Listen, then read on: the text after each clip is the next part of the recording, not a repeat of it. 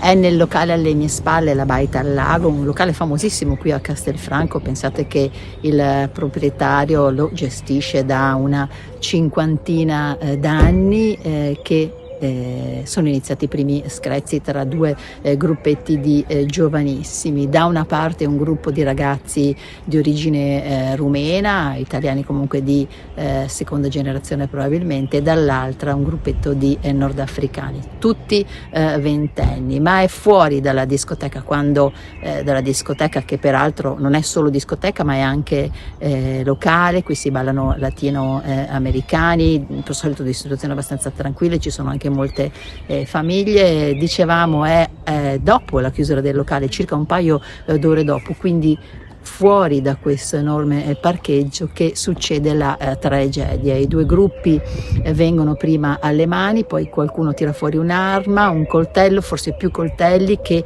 i carabinieri stanno cercando anche in queste ore. Sono qui numerosi, infatti naturalmente non parlano per ovvi motivi, perché le indagini sono celate dal più stretto riservo.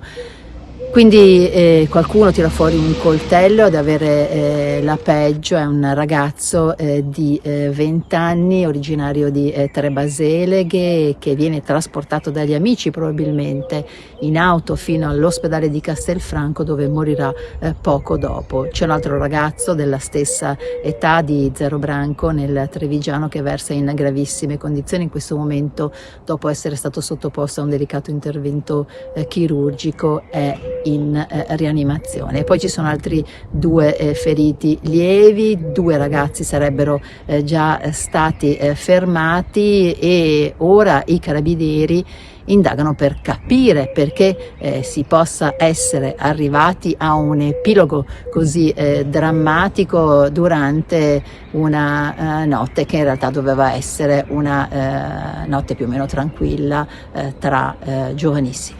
Noi abbiamo sentito il proprietario, che ovviamente non può dire molto, ed è piuttosto amareggiato perché questa è una struttura che funziona bene. Insomma, in tutti questi anni non ci sono mai stati grossi problemi, se non altro non di ordine pubblico.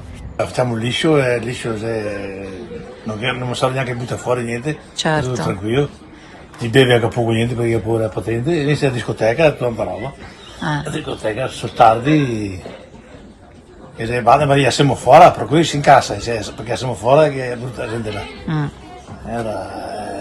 E poi fuori si cade tra le ore, fa baruffa. Quindi il problema è fuori, non è mai fuori, dentro. Fuori, mai dentro. Ecco. Ovviamente qui si cerca di capire cosa è successo e... stanno indagando i carabinieri non so cosa è successo. Mi ero lieto addirittura.